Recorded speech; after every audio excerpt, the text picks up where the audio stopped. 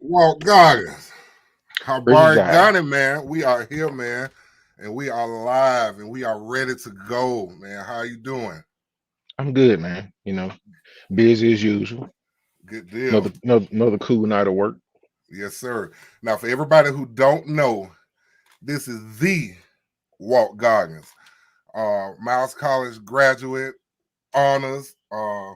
Ain't no telling how many times he all conference, probably an all-star, future Hall of Famer and everything. He's also over the years he coached Little League Sports, which is going to be our topic for the night, man. I want to talk about tonight children's sports, man, and we're going to talk about the good, the bad, and the ugly tonight on the B2D podcast.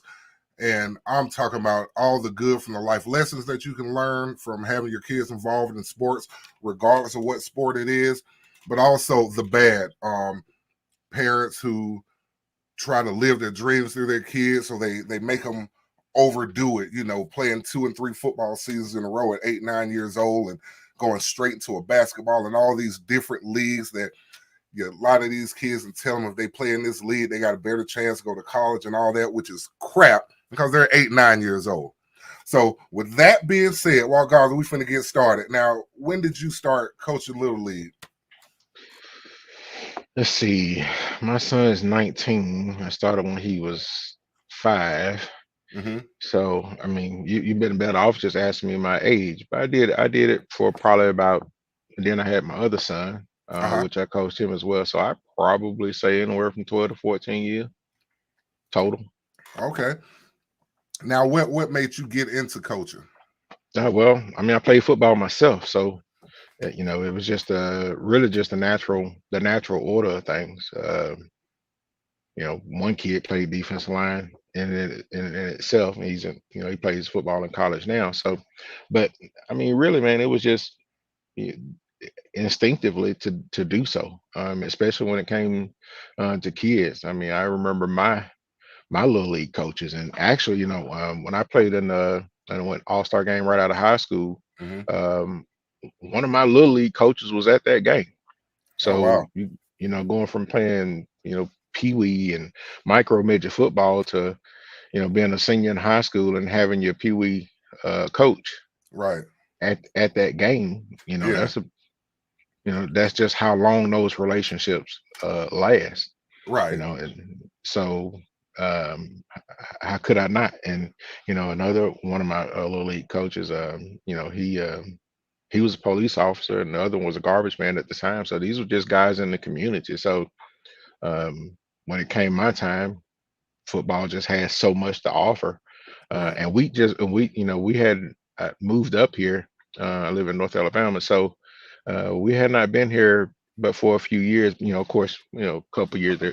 Had to wait till that got of a decent age to, Right. and then feel comfortable enough coaching. I think my son started when he was like 5, maybe 6 years old. Okay. Some people think that's too young. Um, I think if you don't know what you're doing, it's too young. Okay, yeah. Uh, So let's start there. So, what is your thoughts on that? As far as if we're talking about football, what do you think is an appropriate age, or do you think that's safe and it's okay? well, I mean, again, it all really goes to the coaching. I mean, you got different communities and community standards, and maybe it's a rec league, sometimes it's a travel league. I would say, know the people that's coaching your kids Right. and trusting them. I'm not saying, hey, you knew them from back in the day, and but no, the fact of the matter is, do Right. you trust them? You Right. trust them to keep the kids safe, Yes. and teach them right, and you got confidence in them, because a lot of times, we sign kids up, we don't know nothing about it. We just show up one day, and some parents just drop them off out the car and run off. They just Yeah. want them to play for whatever their own reasons are. But in terms of me and how I did it, and what I tried to do as a coach, was just, what was my intention in coaching. Yes. I think we'll start that's a good question. Like, what was my intention in coaching at the age of 5 and 6? Did I want to see a lot of kids running around like what's in that video you just showed? Right. That wasn't my goal at 5 or 6. Right. Uh, you know, Putting my children in football at such a young age was an opportunity to same reason you go to church. Right. fellowship. Okay. There's a lot of fellowship in football. And with the right coaching and the right support from a community standpoint, you can accomplish just that, but on the football field. Right. You know, I used to tell the kids all the time, you know, there's nothing fun about playing football. You're getting yelled at, it's Right. hot, you got on Right. about 15 pounds worth of equipment, you can't never really seem to do anything right. And I don't care Right. how many of them dummies and cones you line up, they always somebody keep kicking. Yeah. And coach don't never seem satisfied. Right. So Uh, go ahead. Go ahead.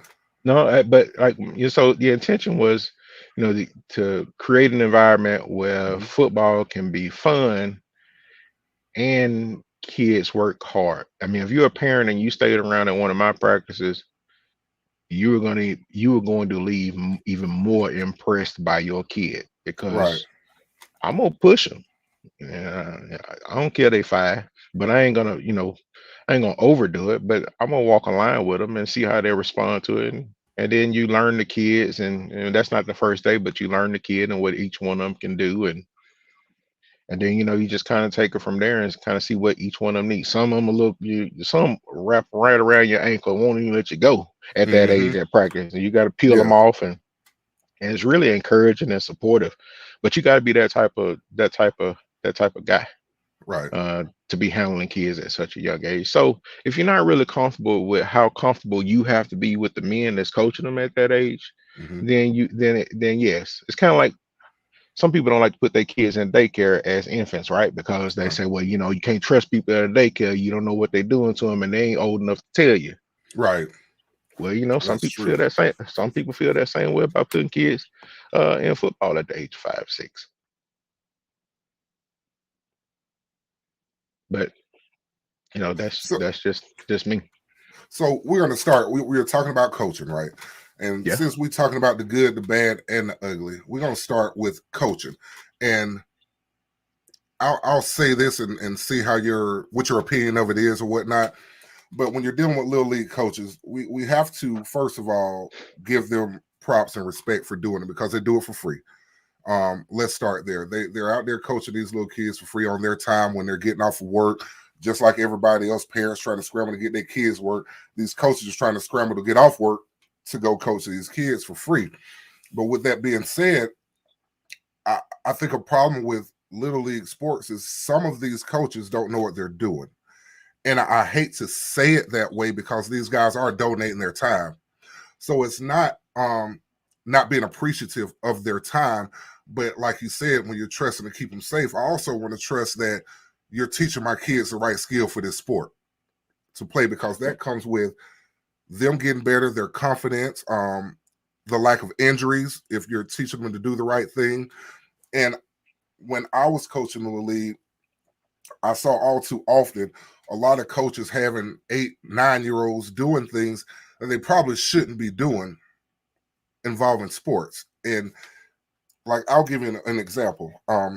I train at a local gym here in Georgia, and early mornings, a couple of years ago, it was a wrestling coach from one of the local high schools, and I ain't gonna say the school because I'm not gonna call nobody out. That's not what this is about.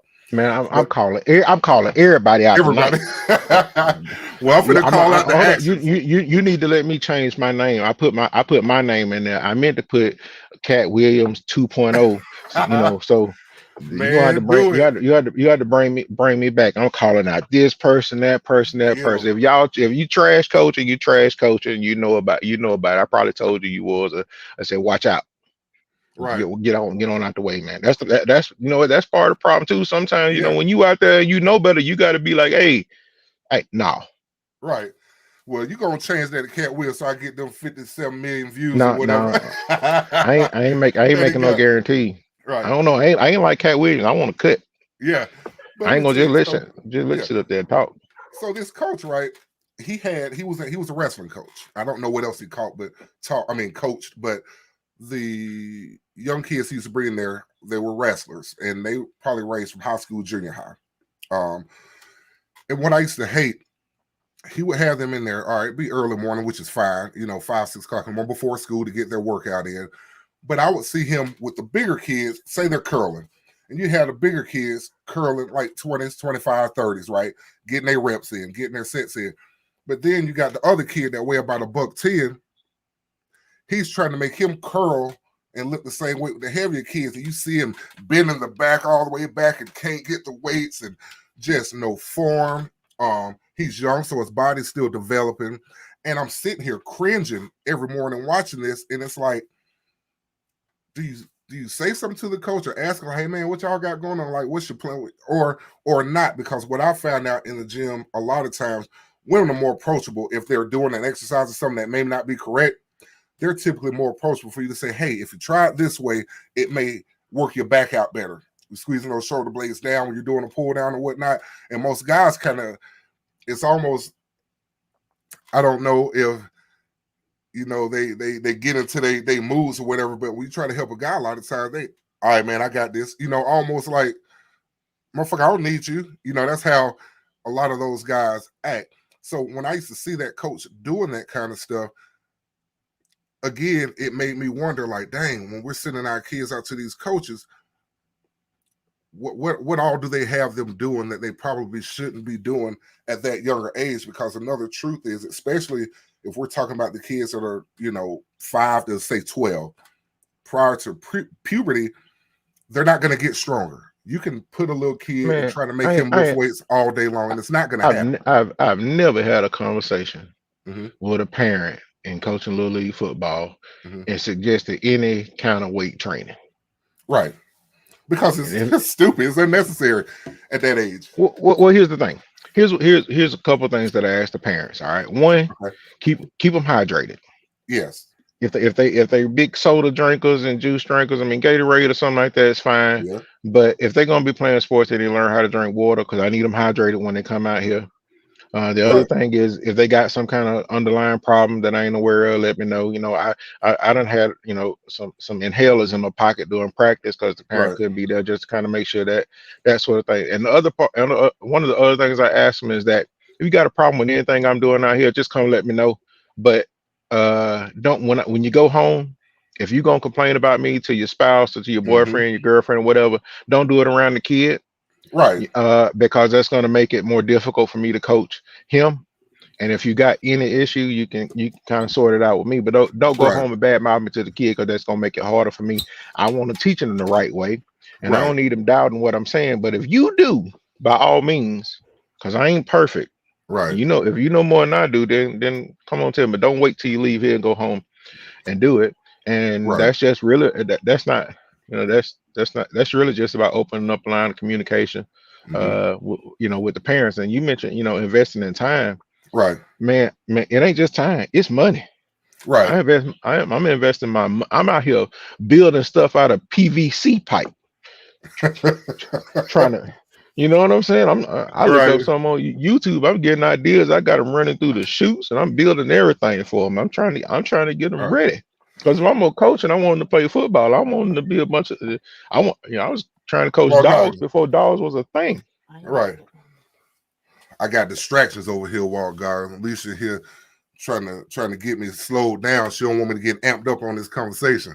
Man, look here, man. I'm outside. You see me keep looking away. I'm working on this. She says some construction going on back. Your dog be barking and everything. I see in your wife, she said, man, you already making me look bad and built that thing. Doing a good job, though. I'm going to say this publicly on this platform now. White Goggins is doing a good job on that shed. So I'm going to say this publicly, because when we get back on the phone, I ain't giving you no credit. So look, you better enjoy this while you can. It might be a second occupation at this point in time. I don't know which one. I don't know which one I'm better at. This a Pee Wee football. I ain't getting. You know what? Both of them free. I ain't getting paid for none of it. Well, none of it at all. And that's what we're saying here. So, all right. So within your coaching, we've talked about, you know, the coaches, the goods, the bads, and these coaches and how they act. When you were coaching, did you have problems with the parents? So we're talking about the ugly of it. Quick example, kind of lead you to what I'm talking about. I've been at Little League games before where the parents seem to be more involved in the game than the kids are, with the trash talk, fighting, yelling, cussing at each other, and doing that. And I guess the problem when I say that that is ugly is because y'all are supposed to be the examples to your kids out here playing.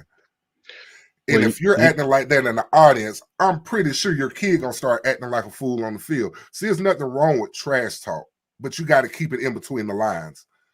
All you that, know, in between the whistle is what I mean. In between the whistle. Reggie, see the good part of this is, in my experience, is most of the problems I had Yeah. was with the opposing team parents because I was always winning. You know what I'm saying? So when you, so Right. my parents wouldn't fight. Right.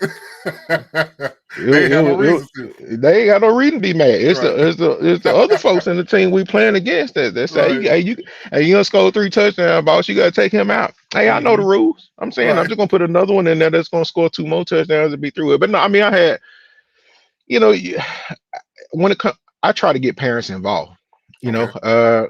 so you mentioned like experience and not knowing what they're doing, right? hmm I've had parents who, you know, who I first thing I do when I get the list of kids, you know, Yeah. I ask, you know, hey, who wants to participate? And I Okay. can have up to, I think, 5, depending on the organization that you got. Okay. But you know, anybody can help out. But in terms of on the field and coaching at that age, you know, you could be on the field at that age, Yeah. kind of moving around sometimes, and Right. depending on the organization. And I've had plenty of guys, dads, who've been like, you know what, man, I don't know a lick about football. Right. Well, I say, hey, you gonna learn today. Yeah. That Well, sound like see, that sound like a but Kevin I Hart can. thing, but the truth Yeah. was that I doing that before he said that. But yeah, I was like, you gonna learn today, and we have a good time doing it. And I think that's really the biggest part of it. When you get the parents involved, you know, the dads that they're there, you know, it's low hanging fruit as far as I'm concerned. But in Right. terms of I think I remember one year on the sideline, you know, we were playing against a different team, and you know, the other guys kind of thought they were being dirty, hmm and got into it with the ref on the sideline. But I walked over to the fence and I was like, "Hey, Right. you know what? Both of y'all need to chill out with that." Well, I mean, it's Right. really easy because I figure I could whoop both of them. So y'all gonna have to listen. You know, I may make y'all run after practice if y'all don't chill out. But no, I mean, you know, it was just a little scuffle, a little disagreement. But it, when a cool, you know, sometimes you just need somebody to chime in and just, you know, speak some sense into a situation. But Right. you know, some of us like to sit around and just watch shit happen. You Yeah. know what I'm saying? That's why I don't get de-escalated, because it's Right. somebody who just willing to just sit around and Sit just there let the shit go down. and watch it happen, or just keep provoking it to go on. You ain't gonna do nothing, but instead of you sit back and saying, "Hey, y'all need to chill. We got kids out here playing sports." You want to sit there like, "Yeah, that's right. Don't say this," and you get involved in something that you fight because your kid just got hit hard on the field. Well, it's football. Hmm. You mad because your kid just got crossed over. Well, it's basketball. Everybody got crossed over. Jordan, Kobe, Matt. I don't care how great you are. You're gonna lose a battle sometime. And that's why I You hate know, when I watch sports and you hear people say stuff like, "Oh, he just let him hit the quarterback." And as a ex-player and still athlete now, I sit back and I'm like, I'm sure that dude did not go in the huddle, hear the play call, and when they say ready break, he walked to the line and said, "Man, I'm just gonna let this dude run right past me and tear my quarterback ass up." You know what I'm saying? Especially in pro ball, because they get paid too. I don't care if your record is 0-10 and the other team yep. 11-0. They get paid too. But it's the same thing all the way from college to high school to little league. It don't matter if you got a winning team or a losing team. On any given day could be their day. And it may Yeah. be your wrong day. Y'all can play great all year and get to the championship and just not click. Well, you know, Mhm. and two, it's just it's on the part of the person who's managing the organization Mhm. to select the right people to Right. lead and represent and I'm not saying that you always get it right. You know, when you hire somebody for a job, you know, you make the best decision that you possibly can, and you hope that they're going to turn out to be pretty good employees, or you hope they're going to be productive, whatever the case may be. Right. They may or may not. You don't really know. And the same thing Right. when it comes to organization. And at the same point in time, also when you got certain people that's willing to go out there and coach, you Mhm. also got to tell certain people no, Right. and You do. be honest about it. Some people you have to say no to that want to get out there and coach. And Right. as the person who's the leader of the Right. organization, you need to understand that every time when you let one of them go out there and speak on your part, Mhm. no, that's a reflection on you and your crew. I mean, come on, Right. how many times have you have you heard or been on a team and somebody like, oh, they don't want to play us. They don't want to play us because I'm gonna go and say it. We all black. Right. We this or the other. Y'all don't want to play us because we win. I was like, man, that first of all, um, remember that statement old buddy made about if it was all black NFL players versus all white NFL players. Hmm. Man, I don't went up against a white boy that's just Right. what you talking about? Right. Like That I don't make no played, that- don't make no difference in no sense because I'd have played with some beasts out yeah. there. You know But what but I'm but saying? but, but But you know, but you do have people that have that thought that they yeah, just think, and oh, this is why they don't want to or play I'm us. so good they don't want to play us. Right. Right. You And I'm know, like, no, if you really played football, you would yeah. know that I only reason I want to play you is cause you good. Good, right. You know, my son has played football, basketball, baseball. He's wrestled, and for the last 3 years, he has been trying to make the tennis team. And he finally made the tennis team this year. And he's on doubles, and we talk at night, and he talks about some of the good teams. You know, some of these players that's been playing tennis their whole life and stuff. And he's like, we got these people coming up on this date, but they're like the number one in the region or in the state or whatever. And I said, well, you give them hell. Don't let them just win it. You make their ass work for it. You know what I mean? I don't care how good the person you're going up against. You out there to have fun and showcase your skills. And if that dude is that good, then you make him work for it. Let Yeah, him you know you got just ain't for to lay down, but you have to you go out got to there and work you, for it. But you you need, got to want the competition. yeah, and you need those coaches to do it. I want to show some real quick because we got a question from Gina J. And I'm gonna say the question. Wait, no, I'm gonna play this video first, and then I'm gonna do the question, and you're gonna know this video. So just you can talk through some of this stuff right here, and I am gonna get this going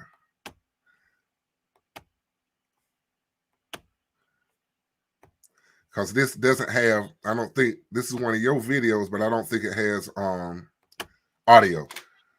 So can you see that pretty clear? I can see it. All right, so you know who this is. Yes, that's my son, All right, now this is your son. So my while we oldest got these, son. yeah, your oldest son. This is Walt. Now he's the one. Current. Do you mind if I say where he playing now? Sure. Okay, he's at Mercer University in what Macon, Georgia, right? Yeah.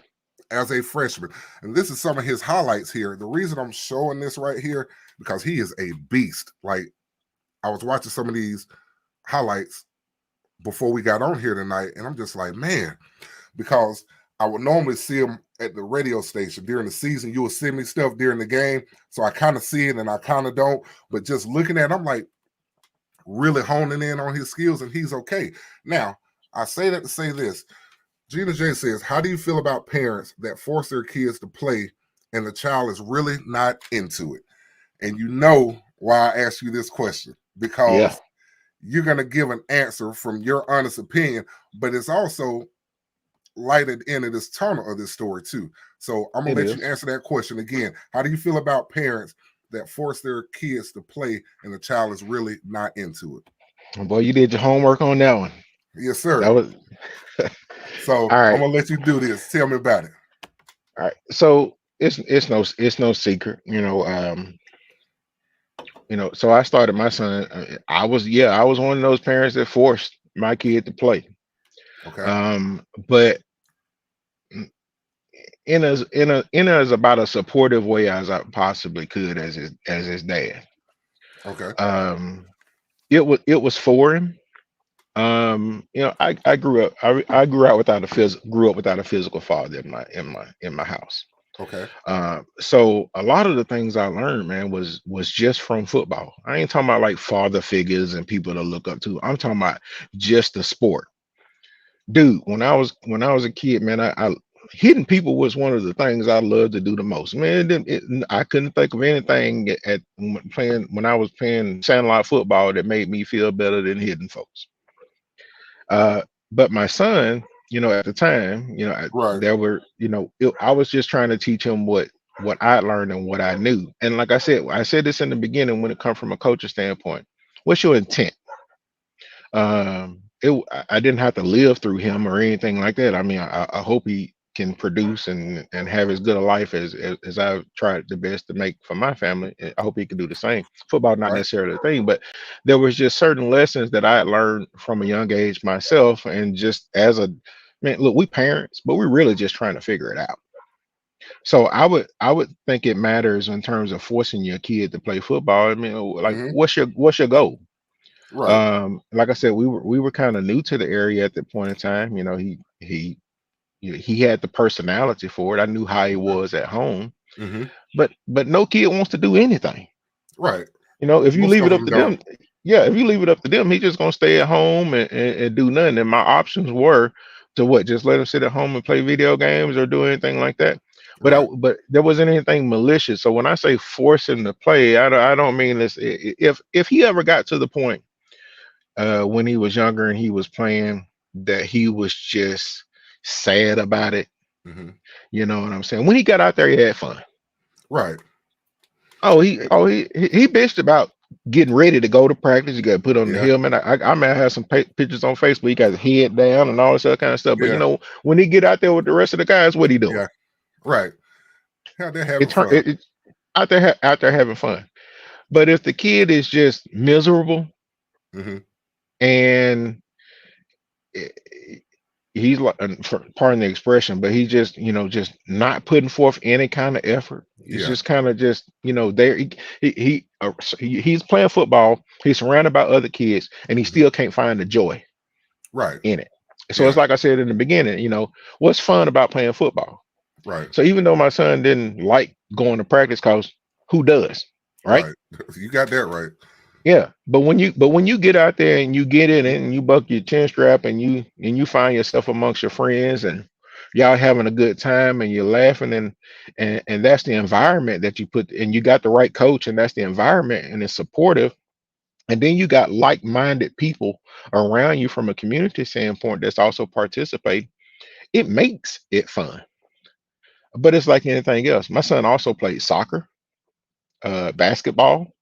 Um, so he played soccer for a few years, so it wasn't just one sport. But I couldn't just leave it up to him to do nothing, because given the opportunity and the option to do nothing but play video games, he would. And I just found playing sports way more productive than just being at home doing nothing. So I'm not sure if that answers your question. I can go and really give it from my perspective, but I would say if you're forcing your kid to do anything, I would probably say, what's your intent Yeah. behind it? You And, got to do things with good intentions, and right. sometimes that can be viewed as bad. But pray about it, and like I said, listen to your kid, see how he responds, and Hmm.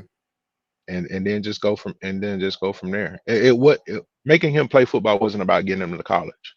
I Right. needed I needed him exposed to different things, different Yeah. people, different races of Right. people, Right. just people in general, because or else you would just And be by yourself. right. And I'm gonna say this too. With saying that, with a lot of this, when you're letting your kids play these sports, if you're not coaching yourself, let your kids go to practice and let the coaches handle practice. Like, don't be that parent that's always on the sideline yelling during practice or trying to tell the coaches what they need to do. You have got to let your kids go out into the world and be able to get instructions from other adults or other adults. They have to be able to listen to adults to tell them, hey, I need you to sit down. Hey, run a lap. Hey, I need you to do this. Because you're not going to always be around your kid. And you don't want your kid out here in the world acting a fool because they think the only grown person I should listen to is my parent. And I saw that a lot too, where you have kids that go out there and play these sports, but the parents won't let them be individuals. The parents won't let them grow, so to speak. They just keep them under their wing when they should be under the coach's wing during that time of practice and during that game. And I'm gonna say this: the in yours, um, like you said, it wasn't about college, or you weren't making your kid play football, trying to live your dreams through him and all that kind of stuff, like a lot of parents do. But Not at he all. did get a full ride scholarship to a He great did. university, and he has a chance now. to let football pay for his education. Yeah. Because even though now, like you said, he may not have the feeling of football like me and you have, or you and I, we want to be correct, like we have, but he knows now that he has the talent to make it work for him. Yeah, I mean, and So it goes into certain things. Hey, what kind of temperament does he have? right, You know, when you did, like you said, being coached by different people. right, I tell my kids, my kids are not perfect by any means, and I don't care what level of success that any of us have, but the fact of the matter is that at some point in time you're gonna come across. I always say that, hey, not everybody that's in a leadership position should be in a should leadership be position. right. Just because they're in a leadership position doesn't make them Don't mean leaders. right, And there's a certain way, even in the workforce, you got to function, whether yeah, that leadership is good or bad, or or bad, anything like that. Now, I will say, in terms of, you say let the kids be in coach, I would say I agree with that, but up to a certain extent of when it's being, if it's something dangerous, you know. Well, yeah, but Yeah, when we yeah, covered that part about yeah, yeah, yeah, yeah. a lot of these coaches don't even know the sport that they're coaching, so that makes it dangerous. I'm just speaking more from a standpoint of when your kids are on the field, let the coaches run practice. Yeah, I'm not yeah. talking about as far as safety, but you have some parents that is out there and they telling the coach to tell the kids what to do because that's how they would do it. And that's what I'm saying. Y'all need to Man, stay back look, and let when, us run practice. it's amazing what you learn. I mean, you learn a lot of It stuff is. coaching too, to yourself. You learn some things about yourself. I had I always tried, if we were up, I always tried to let a different kid. Every kid wants to be a running back Yeah. when they about 6 years old. I remember one time, and I can barely remember it. If I said his name, I'm pretty sure I'd be wrong. But he had to work, and I let his kid run the ball. Hmm. Man, the next time I saw it, buddy, he was tears was in his eyes, Oh, wow. crying. I was like taken Now, back. is this the kid or the parent? This the parent. Wow. Man, he was so happy and proud of Right. his kid, and upset that he missed it. He had all kinds of emotions at the same time. I Right. was like, look, man, I had no idea it was gonna affect you that way. I just saw an opportunity, and he don't normally play that position, but Yeah. I said, if he met the weight limit, because some have a weight limit, they can't necessarily touch the ball. But he was other weight limit. He normally play like tight end or something like that. I just put Hmm. him in the backfield just to, but I always, and playing time. Now Yeah. getting kids playing time is always one of those things that struggle. That's kind of a struggle to do. I'm always playing to win, but I Hmm. do always try to make sure that I get that every kid. Here's the thing. My intent. I'm trying to get every kid that Uh-huh. plays for me an opportunity to experience football. Yeah. You can't do that on the sideline. And you can't. So you You do. can't. You have to let them get out there. I got Coach Harris. I'm about to get ready to bring in here, but before I let you go, I do. You got two other kids that play sports. You have one that's a boxer, and one that is a volleyball and softball. Yeah, she's primarily volleyball now. She opted to be the trainer this week for softball, but she works out. Okay, She might as well play. right. But So I don't volleyball and have. softball. Okay, now I don't have video of her, but I do want to share one more video that's really short. Um, about getting your kids and letting them get into things that they like and keep their minds occupied. So I'm about to share this one right here. And you already know what this is.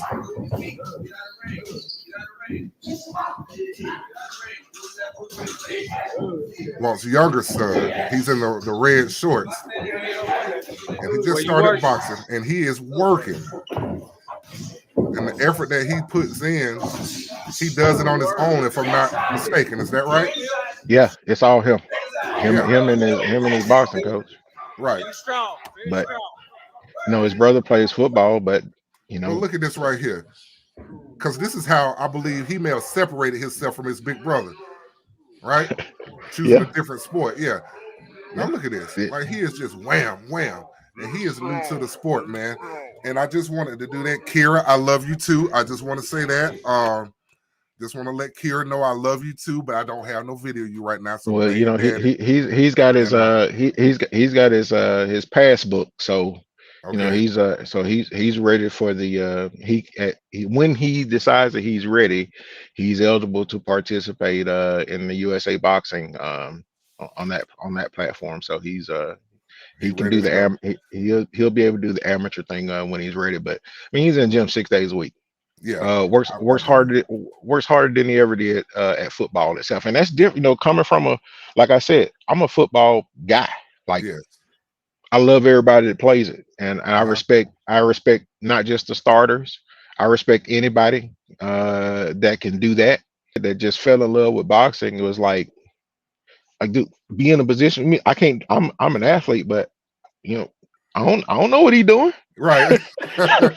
You got to sit in the meat wall guards for this one. Hey, you know what? He come home with it eye kind of a little puffed up. He ain't worried about it. Like hey, you Yeah. put some ice on that dude. I'm trying to figure out how I can help him. I was like, Right. he just got it on his own. So Right. you know, you just gotta let them do what they do. I didn't know that wasn't on my list of things for him to do. But man, Right. he fell in love with it. It has its own lessons Hmm. that comes along with it. You know that level of temperament yeah, and commitment. You know, Yeah. he's got to take care of his body. Yes. He's got to do all those things, and you know, that's just he just took to it, man, like a fish to Okay. water. And it's been about 10 months now. He's Okay. been into it, so not a full year yet, but I'll let you know when he starts Yeah. making this amateur run. Well, I look forward to seeing it. All right, well, guys. Well, man, I want to thank you for coming on the B2 Deep podcast, man. You got to come on again. So if y'all don't know, man, this dude here is like a brother to me, man. We talk all the time, man, and trust me, man, we're gonna get some podcasts on here and gonna have y'all tripping out because Well, we'll get to one of arguing like fools. the next time, you know, I try to behave on Yeah, this time around, so I can do right by you. But tell Alicia and everybody I said, hey man, y'all have a I good would. night. I'll definitely do it, man. I'm gonna get back to work. You know, Oh Lord, this my wife she wants this said, done. Man, look here, man. It ain't right. It ain't right how she treat me. yeah, I bet. All right, man. Y'all Well, take it you have easy. fun, man, and I'll get at you, man. Thanks for coming on. All right. All right.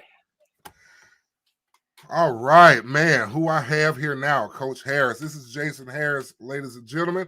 He is coming on. Me and this brother here met, man. I probably was about 15, 16 years old. Met him through my cousin, Eddie Davis Jr., author, scientist. Uh, here's Jason. He's also a coach, very good dude. So, man, how you doing, man? Welcome to the podcast, man. Hey man, first of all, man, I appreciate you for having me, man. I'm doing good. How about you? Man, I'm doing great. I am doing great. You been listening in? Yes, sir. So what is your thoughts on this when it comes to little league sports, man? The good, the bad, and the ugly. First of all, I just want to say it was like listening to Pastor Reggie and Deacon Walk because y'all were preaching. That's the first thing, man, because everything you said was spot on, man. You know, you really got to be careful who you let around your kids and who you Right. let, coach your kids, man, Mhm. because not everybody's in it for the right reason. Not everybody has a good spirit. Right. And I'm a firm believer that spirit rubs off on your kids. Oh, it does. Yes. I'll tell you. I remember when I coached. It was a kid, man. Obviously, I'm not going to say nobody's name, but he used to come out there all the time, and it was. You don't know what these kids going through at home either. And Mhm. I would always see his mother was always out there, but I never seen his dad out there. But I always see the mother, and he kind of gravitated towards me, just run up and hug me. I love you, coach, stuff like that. So I kind of start really getting with the kid, you know what I'm saying? Making sure that I help him and everything like that, because at the same time, we talked about being coaching. Sometimes you have to be more than a coach. Yep. Coaching doesn't start with X's and O's or stop at X's and O's. You Right. got to be a mentor, a motivational speaker. You have to be a father figure. Now, I'm not saying to coaches that you take place of people's fathers. Don't let that get out into the world. That's not what I'm saying. But I'm saying a figure. You have to be a male figure. I'll put it that way. To show these young men or these young ladies, if you're female, how to grow up and do it the right way and the respectful way. How to Right. win or lose with integrity. Yep. If you get knocked down, how to get back up and make it your purpose to knock them back down on their ass on the next play. Yep. But do it in between the whistles, not dirty. Don't teach these kids all this stupid stuff. grabbing people by the nuts on the bottom of piles, and all kind of dumb things I've seen coaches allow their players to get away with. You could not do that on my team, or you won't be playing. Nah, you'll be off the team, hands down, 100%. Oh yeah. So I did 3 years coach football with my son and 4 years of basketball. So I had to, I split that time. So, once football season ended, had a little break, we rolled right into basketball. Yeah. So, okay. So now that's a good point. So I too grew up playing multiple sports. I went from football season to basketball season to track. All right. And yes, my big behind used to actually run track. I didn't start throwing to high school because I know somebody that's going to be like, well, what you mean you ran track? I ran. You can ask people at Gardendale High School. I actually was a runner, junior high really. But so you got a lot of leagues. You have your basic rec league. Now, all this AAU and all this stuff is new to me, so I don't know the proper names of them, but there are other leagues. How do you feel about these parents who they'll put their kid in the regular rec league, and these kids will play 8 to 10 games, right? Right. As soon as that's over, they want to go put them in another football league where they're playing another 8 to 10 games right after it. And this is football. And then when they get done with football, they go straight to basketball, and they do the same thing where they're playing 2 and 3 seasons, where these kids are just really going year round without a break. And I'm not talking about high school when you're a little bit more developed, but I'm talking 5 to 12 years old. There's parents that have these kids, in my opinion, are their bodies are still developing. That's not an opinion, that's a fact. So you don't want to beat them down 24/7. You got to give them a chance to grow and be healthy and heal. What is your thoughts on that with these parents that, in my opinion, they do too much? Not multiple sports, but multiple sports where you're making them play 2 and 3 seasons back to back to back to back. Man, we're on the same page on that one. I totally disagree with that thought process.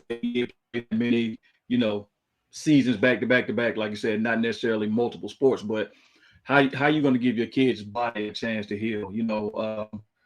For example, my son broke and it took fractured. Actually, it took over a year or so to heal. He actually played volleyball to get himself ready for football and basketball. So he played volleyball in the middle school, and he actually played on a fractured ankle, and I didn't know about it. So just imagine had I rolled him into the next sport, he never would have healed properly. Right. And also, I think that it does a kid a disservice as far as the mentality. You look at some of these quarterbacks now, and they're struggling in different leagues because they've had 4, 5, 6 offensive coordinators in just a few years. So how do you think a kid at 7, 8, 9, 10, 12, is going to respond when you have Coach A teaching him something, and then now that season is ended, so I'm going to go play with this travel league. Now Coach B is telling me something completely different. Now my mechanics are completely different. Whether it's throwing the football or shooting the basketball, now my mechanics are completely different. Right. And I think because like when me and Coach Giles was just talking, again, my hat's off to these people that coach rec ball and all this stuff, because they're doing this for free and they're donating their time. And life, you don't get time back. So this isn't a down the little league coach thing, but it's like you said, you go from this coach teaching one thing, then you go to another coach teaching another thing, and your kids sitting there like, okay, which one is right, or who do I listen to? And even with that being said, when you're coaching, sometimes, for instance, when I played offensive line, we were taught to punch it's called punching when you hit people in the chest, like when you're blocking. Yes. I wasn't a big puncher. I'm a hand placement guy. I could pass block and put one hand up and feel where you're going and lock you down like that. I was never good at just punching. So I've had coaches, like when I played for Dallas, I had a coach that used to forever try to get me to punch, and it was messing me up. And I said, Coach, y'all put a trade in for me from the Georgia Force to come here because of how I block. And then when I get here, you're making me block worse because you're changing a mechanic that didn't need to be fixed, except for the fact of how you like it. I'm blocking this guy. He ain't hitting the quarterback. We getting down the ball. We're getting down the field. why are you changing a mechanic that doesn't need to be broke because you prefer it a certain way? I Yep. think sometimes when you coach, you have to know your players. And sometimes if something is a little bit off of what the mainstream or the norm is, if it's working for that kid, you got to let that kid play and Correct. do it the way that they do it. Yeah, I totally agree with that one, man. So like I said, man, my son's 17 now. You know, back then, 5-6 years ago, still was a big kid. You know, he's 17, 6'4" right now. So, you know, he played, you know, football, he played center. You know, I Right. coached him up. You know, I never played center. You know, Right. football wasn't my main sport, but you know, I actually studied, videotape, you know, I got in the books and I studied to make sure I can help him out. Right. And you know, I wouldn't be one of those coaches or parents that didn't know anything. So, you know, I studied. And at that point, 12 years old, he was snapping a regulation, you know, college football with one hand at 12. Oh, wow. So the thing is, like, so when, you know, he looked at going to, you know, when I was going to end my coaching, you know, going to another coach, you know, they wanted to change up his mechanics of snapping the ball. You know, Reg, you know, you put the point of the football and you put the nose of the ball in the grass. Right. That's not how they're teaching it a lot right now. A lot of ways they're teaching you to turn it sideways or almost stand the ball straight up in a lot of these little league sports. Right. Yeah, it's a lot different, man. And I totally disagreed Right. with some of that. So, yeah. And I think it goes back to what we were saying earlier. If you got, say you got 5 coaches and you got them together, and then you got a squad. Just say we'll just put defensive line, and and you put all them 5 coaches and gave them all the defensive line. I guarantee you, them 5 coaches will teach the same technique different. Yep. If that makes sense. They're gonna teach you how to swim different. They're gonna teach you how to rip different. They're gonna teach you something about bull rush that may be a little bit different. And I think once people get the grasp of that it's a layout. This is how you do this move. But there's different ways to go. Your body's size and style may make a difference in that. So if you're not a very big lineman, but you're going against me, 350 on the offensive line, and you weighing about 250, you might not want to bull rush me. That might not be your best. Now, I'm not saying a 250 pound because they're beasts out there. So I'm not saying that, but I'm just saying when you look at the overall figure, as a coach, you may not. Don't tell your player to sit there and bull rush me and make my night easy all night. That's making it easy for me. You killing your player, trying to push around some weight that he ain't moving. You'll make my night easy. You know what I mean? Yep. Bigger guys, speed them, rush them, make them move. Let's see what kind of feet you got, old lineman. You know, you have to know who you playing against and how to do it. Yep. And okay, so as a coach, we're talking about the different faces of a coach. What are some of the ways that you motivate players? Because I always say if you got a team and you got 40 players, you got probably 60 personalities. You know what I'm saying? And Johnny may, if you're trying to hype Johnny up, Johnny may not want to hear this. Hey boy, get up, get your shit together, and let's play. Let's come on. That may make Johnny cringe down and feel bad. But you say that to Mike like, okay, goddamn it, coach, let's go. You know, it may get him hyped. So when you have all this, you got to know how to motivate each player because each personality is different. Do you find that something natural that came to you, or is it hard, or do you have to work on that?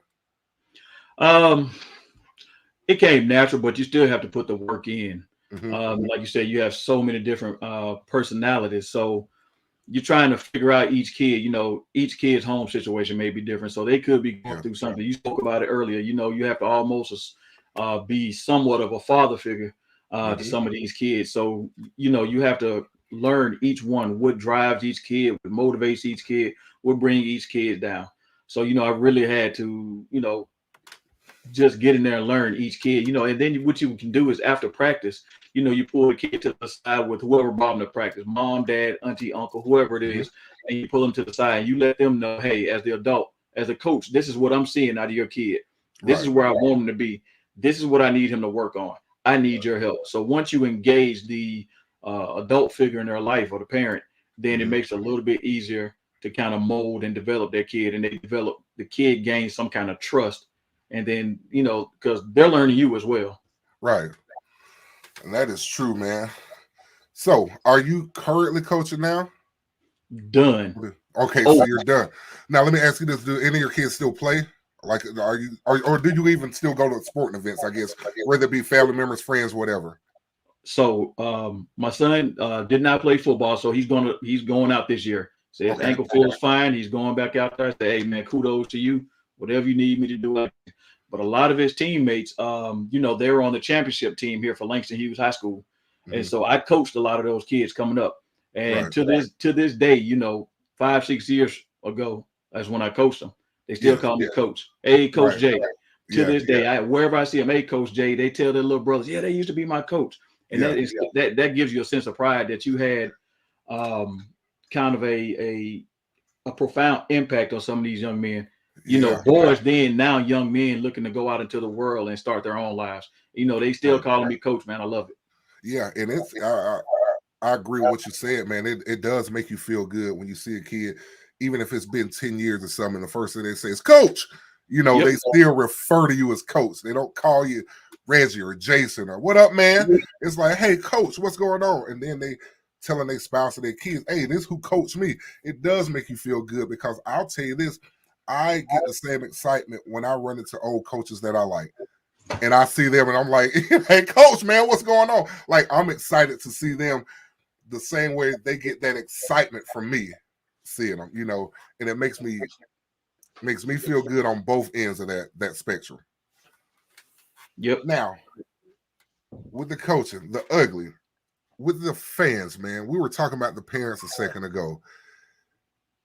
What are we going to do about some of these parents, man? I have been at games where these parents are out here brawling. Like they had the redneck brawl up here. Wrong, we had a redneck brawl. Some little thing that travels around. Have you ever heard of it? I wanted to watch it, but I missed it. Yeah, Alabama versus Georgia. Yeah, it's something weird like that with some of these parents where they'll go out there and first of all, you ought to be shaming yourself if you're on the sideline yelling at an 8-year-old on the opposite team because they hit your child hard or something, or they outran. No, your child has to be tough and get back up. You're going to get knocked down in sports, whether it's football, you're going to get knocked down in basketball. You play baseball long enough, you're going to get knocked down at some point. Whether you're trying to come in and slide and you're trying to hit that catcher to get him off the base so he don't catch, whatever sports you play like that, you might have some kind of contact in these sports, man. And these parents sometimes feel like they're on the field with the kids to the point where they're out there fighting. Like, what do you think we need to do to change that kind of atmosphere? Or is it anything you can do? Is it just individualized? You're just going to have people like that at these games? You're going to have them regardless, no matter what. It's their opportunity, and they feel like, their kid's not doing it right. Because I've actually had parents on our own team, start altercation with their own kid about how they're doing something wrong instead of letting the coaches coach. Right, yeah. I've had parents from an opposing team in football, rush the field.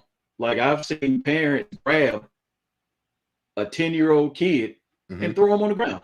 Oh, wow. So, so man, like I said, man, I despise that. I don't care what race, religion, color, creed. Right. You grab my kid, these hands are ready to eat. You have made a mistake. Yeah. You have made a mistake. So what we need to do, man, is put something when the parents sign the kids up, especially for rec ball. It needs to be something in there where, hey, I waive the right for my child to still play if I exhibit this behavior. Right. And then it needs to be an outline, bullet points of what that behavior is. What those behaviors are, right. You give a copy. You give a copy to the parents, you give a copy to the kids, and you let them know, hey, this is what I expect. This is what I don't expect. And then you actually have, and a lot of people are going to say, I don't have time for that. But you sit down, and when you get your teams together, because most parks have multiple teams for the same age. So what you do is you sit them all down wherever you are, and you go through the bullet points and make sure everybody has an understanding. Don't just hand it out to them and say, read it, because most people don't read. Yeah. Go ahead. No, I'm saying they can read, but they don't. So that's how, in my opinion, that's how you handle it. You give out, hey, this is what our expectations are as a park. You violate these rules, your child is out. you forfeit all monies that you have paid into the program. Thank you, but goodbye. And you got to enforce it, because there's no point to don't- have those rules if you never enforce it, because then you wasted everybody's time. I don't care how good little Johnny is. Get him out of there. Yep. Now I just got a was not really a question but a comment. Monica Harris, and she was saying that the coaches also set the tone for how the parents act, and I've seen that too, where if you have a coach that's a little off kilter, that he's acting a fool, it will sometimes go to the parents, and sometimes vice versa. You'll have these parents up here yelling, and it'll frustrate a coach, and he get to acting foolish. Yep. So first of all, I want to say shout out to my wife for that question. Yeah. She is listening. I appreciate it. Yeah. So situation not too long ago, man, had a not gonna give too much of the detail, but yes, very close kid, and the coach was doing a lot of cursing. Mm-hmm. I mean, like F-bombs and all this stuff at the kids, and y'all asses is garbage. I mean, this is 7-year-olds, 6 and 7. Wow. F-bombs. I'm like, wait a minute, man. This is now when your kid go to school and start cussing, don't blame the coach because you've allowed it. Right. So, but I found myself getting out of character because the coach was doing a little too much, and I addressed him. Hey man, hey, this is not what we're gonna do. I don't know about these other kids, but this particular kid, we're not gonna do that. Right. And my tone came across a little harder than it is right now, but luckily cooler heads prevailed. But I didn't appreciate it because I've been in that position. I've coached. I've lost games. I've won games. I've had, I've been screwed over by the refs. Yeah. What you're not going to do is curse out these young black boys. Yeah. And send them out there to the world. And then when they get in trouble, you absolve yourself from it. No. Right. Mm-hmm. Or you doing all this cussing and you arguing with the other coach. Yeah. And now the parents from the other team have jumped in it. And now the parents from the coach's team have jumped in it. And that's how everybody's beefing. Like, hey. None of these kids are going pro today or tomorrow. They got about 10 good years, a minimum of 10 good years before they get looked at like that. Yep, you are right. Well, man, we're going to end this podcast, man. I really want to thank you for coming in, man. I'm definitely going to have to bring you back, man, to have these long conversations, man. Yes, sir. Again, thank you for coming. Is there anything you want to say to the people in his social media platforms you want them to reach you on or anything? Hey, man, first of all, once again, man, I appreciate you, man. Been too long since I seen you. Oh, yeah. Not many people I can call big dog, being my son. Appreciate it to the big dog, man. You can reach me at, Jason Harris or at Jay the Creator on Facebook, Mr. Jay the Creator on Instagram. Also want to give a shout out, man, to my nephew. He plays ball at Woodlawn, man. Hey, you get a chance, check out his highlights, man. Michael Giovanni. Okay. Kick returner. I told my sister, man, she needs to check the stat records. He may have the most kick returns in Woodlawn history. Wow. Well, that sounds like a plan. Check him out, man. Well, man, thank you for coming on, man. And I will get at you soon, brother. All right, man. Be easy. All right, man. Be easy, man. All right. Holla. All right, guys. Well, that's going to end the Be Too Deep tonight, man. Again, man, love your kids, man. Treat them right. Raise them right. And just show love to everybody that's out there, man. We're going to be back here in a few weeks on another episode. Until then, man, it's Big Brazen. I love you. Peace.